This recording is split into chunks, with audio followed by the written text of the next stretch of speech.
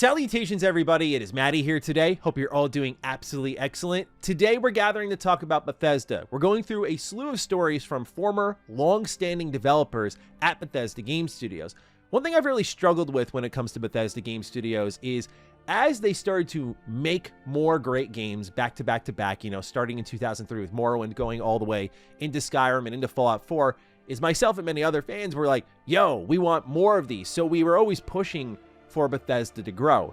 And grow they did. They set up 3 different support studios who have taken on a multitude of projects. They have Bethesda Game Studios Montreal, who works on their mobile games. Austin helped a lot with 76. Dallas was a support studio for Bethesda Game Studios. So yeah, they grew a lot.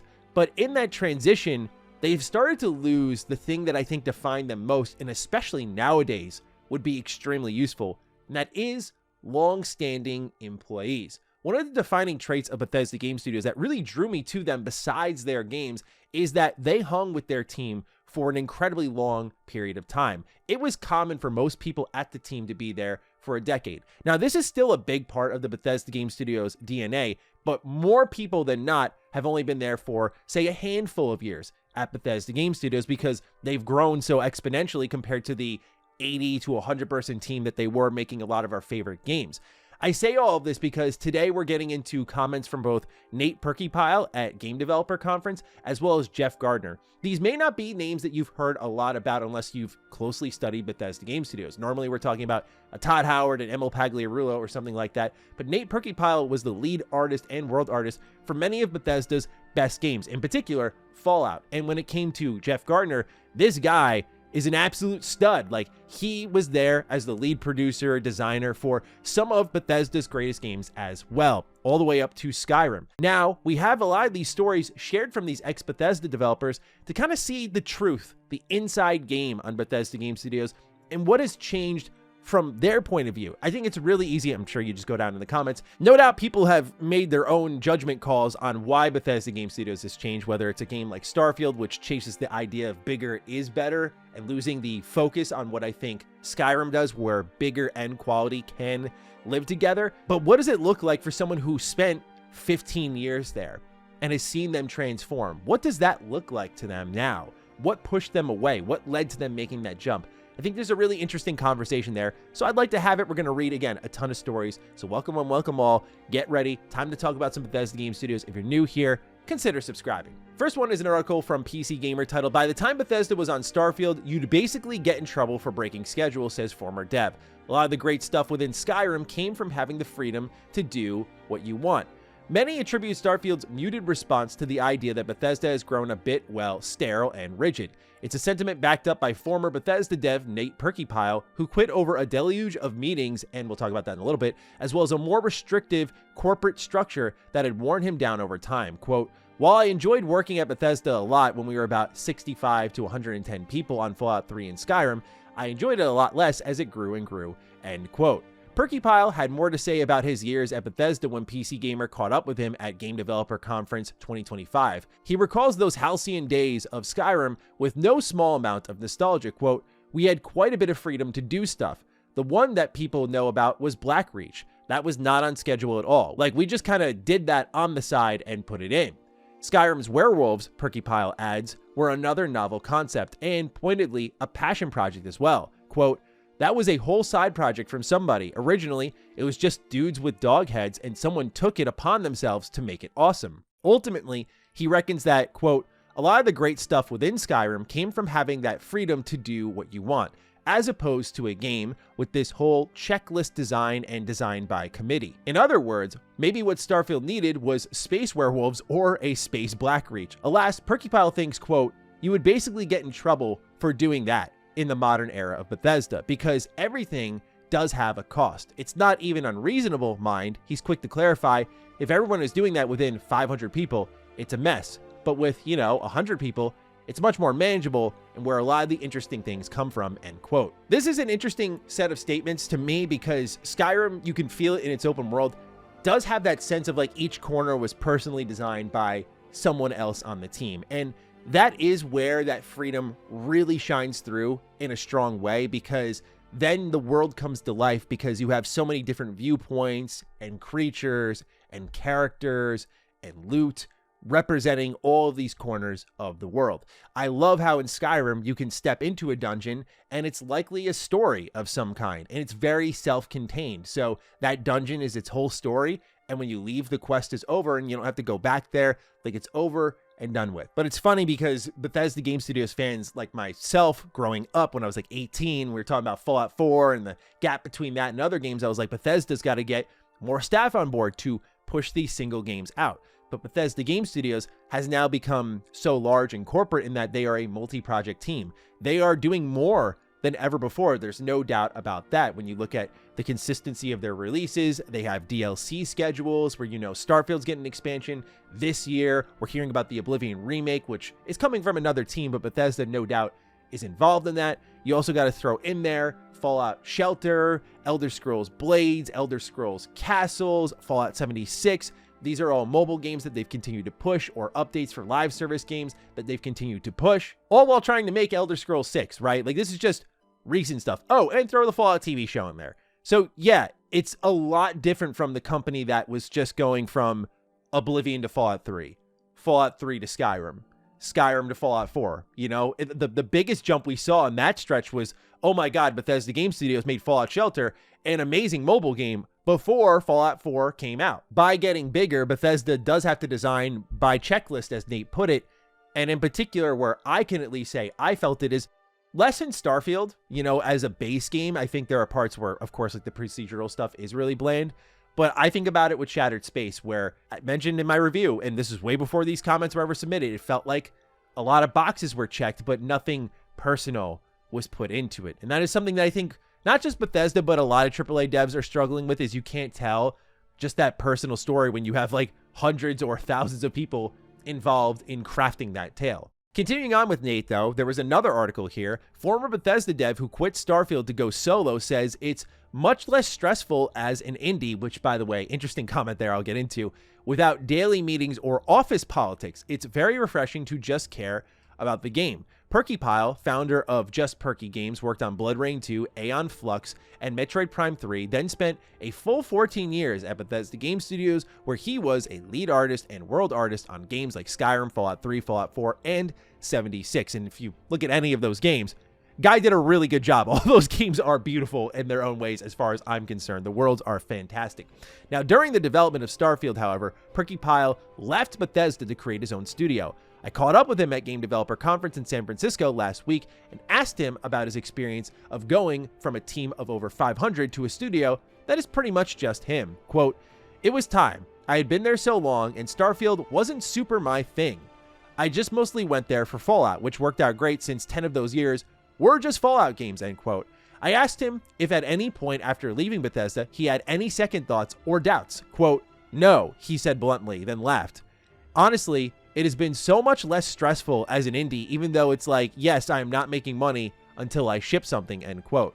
Then, quote, "Not having to do those daily meetings all the time and constantly trying to push things through all the office politics and approval layers, it was very refreshing to just care about the game," end quote. Perkypile wasn't just part of a smaller team when making the Axis Unseen. He was essentially a solo dev. Quote, "I contracted out some of the writing and music and some drawings," he said, "but I was the only one making the systems and all of the world and animation creatures, you name it," end quote. While it's clear that Perkypile doesn't miss the red tape and daily meetings of AAA development, what about the collaboration with other artists and designers? Quote, "I worked with a lot of really good people who I wouldn't mind working with again," he said. "So people ask me if I would go back to AAA. Not necessarily, but I would work with a lot of those people I worked with because they're all really talented, but a lot of them have moved on as well." That'll tee us up perfectly for what we're going to get into next, of course. But what you see here is something that, I mean, look, we work as a team of 11 of us, and we have to have meetings every now and again. Like, our chain of command is pretty strong, but we're a small team where like everyone can hear immediately what changes are going on with like our personal game. And again, we're a small team. So I can only imagine the amount of meetings you have to have when you are a 500 person company, where if you're someone like Nate, who sounds like, "I'm just passionate about making art, dude," and you're instead getting paid to sit in meetings, have these great ideas, waiting for them to get approved. Such is the nature of not just Bethesda, again, to be clear, but AAA development.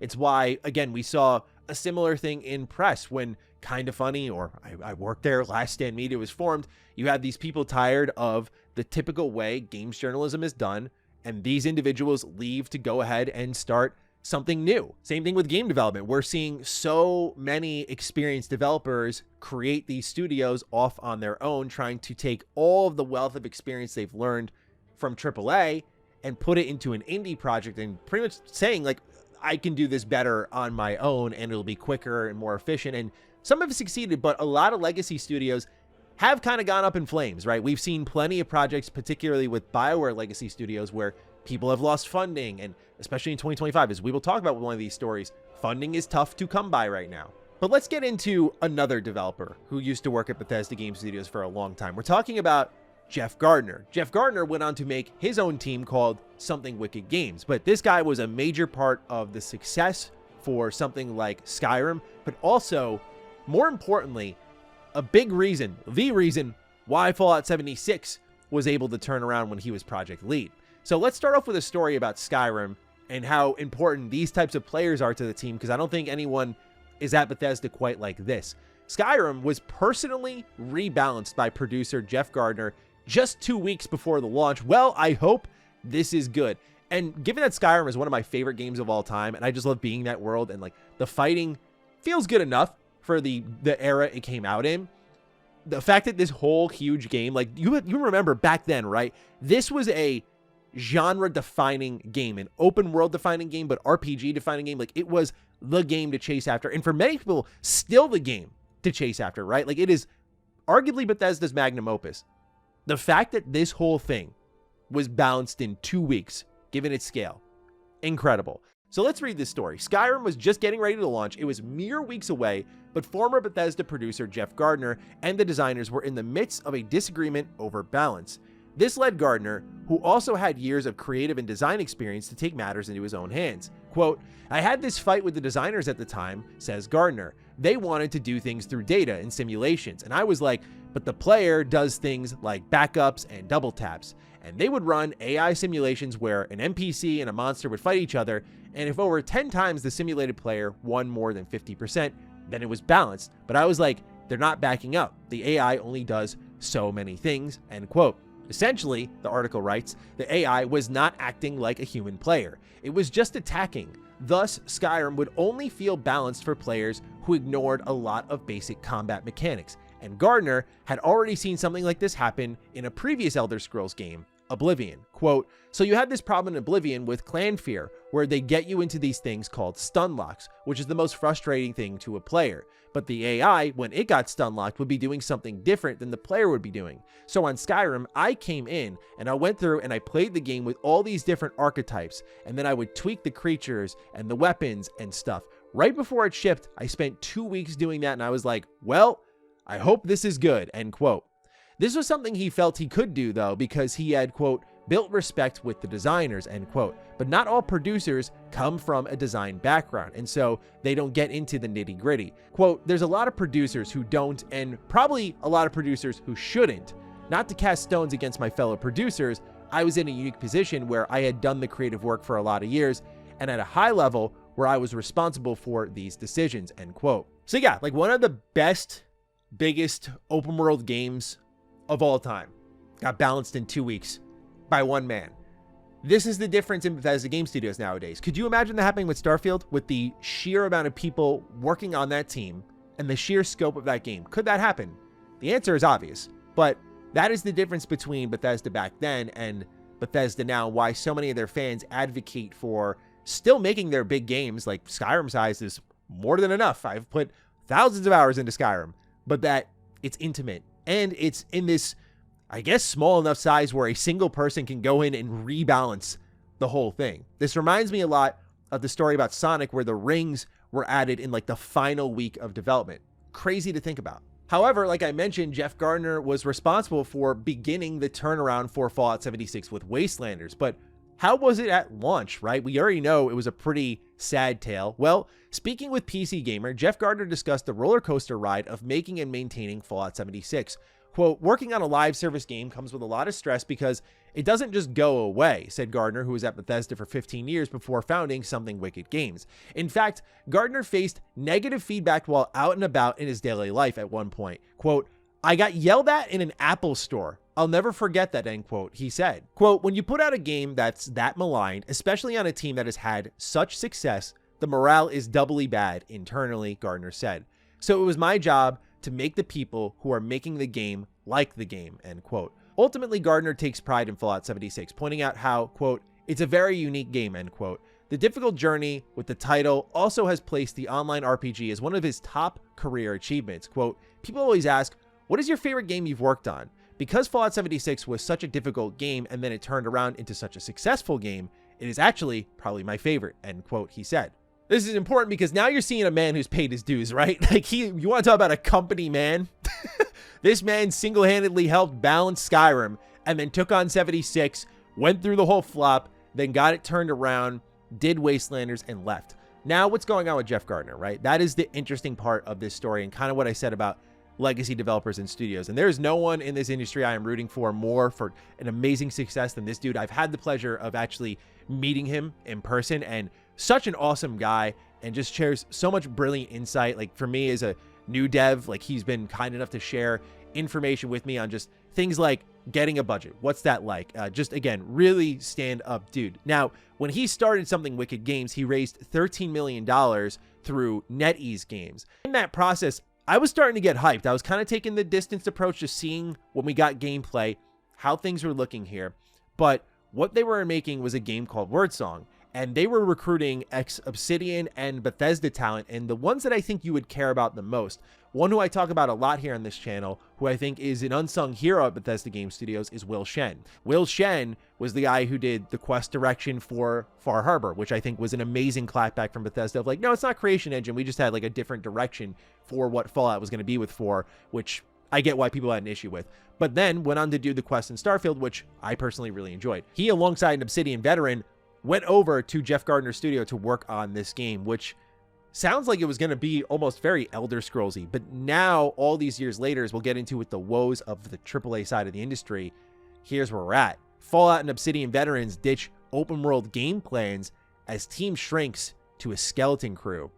After an initial investment from NetEase, funding ran dry 12 months ago, leading to the departure of most of the game's team. Now, speaking to PC Gamer, Gardner has revealed further departures, including that of his co-founder Staples and of former Starfield lead quest designer Will Shen, who quit Bethesda to join the project. Wordsong has been reshaped as a consequence of these departures to try and make the game more manageable to fund and be finished. Quote, we were making a big open world RPG, Gardner says. The way I have learned to do them requires a lot of people to do that, which means a lot of money that was not forthcoming in the industry, end quote. Wordsong was announced as a historical fantasy game with supernatural elements set in Portugal around the forming of the Knights Templar. It was originally envisioned as being an open world game, but this has been dropped in favor of a map with zones that are more manageable to develop and explore. A roguelike system has also been added, Gardner revealed, which fitted with the game's story of exploring what happened after death. For now, Gardner is pushing on with the project, but admits that the future looks very tough. Quote, we're down to a skeleton crew, and I'm looking to work hard to try to find further investment or publishing offers for the game. I'm hoping to sometime this year, but we're just trying to hang on to ride out the storm, which a lot of people thought was going to be over in 2025, and I don't see that as a reality at all currently, end quote. This is the tough part. The really tough part of it all is that I wouldn't even look at this. I've never seen the game outside of like the reveal trailer, but I wouldn't even imagine it's really the game's fault at this point, right? Outside of scoping and direction, that stuff is very difficult to manage. But this is a really interesting time to be pitching video games. It's, again, if I were to speak with my own experience, I'm no expert of it all, but you know, it's something I've definitely been investing a lot of time and energy into learning about. It is a really weird time to be pitching video games because we're in such a volatile market. People are reluctantly spending. There are places you can get games for really cheap, whether it be deep sales, of course, or Game Pass. There's a plethora of content, so much that it's impossible to keep up with. And then you have a game like in this year, it's tough to get funding because you're looking at like GTA 6 and every publisher is on watch. We just got a report that people are on watch for GTA 6 because this is a game that when it drops, it's going to absorb time and money from everybody for months and years, honestly, if you really want to go extreme with it. So it's tough to find companies willing to spend money until they know what the market is going to shake up like. And when you're a big AAA developer, you've seen the funding get cut here in Gardner's case. You've seen the funding get cut in the case of some legacy BioWare studios. It's happening everywhere. And it's such a shame because I think a lot of this industry's future does hinge on these sort of legacy studios that are smaller, more bite-sized, but still ambitious, trying something new and big and different to kind of defy the odds. I mean, that's what Bethesda built their whole entire heritage off of.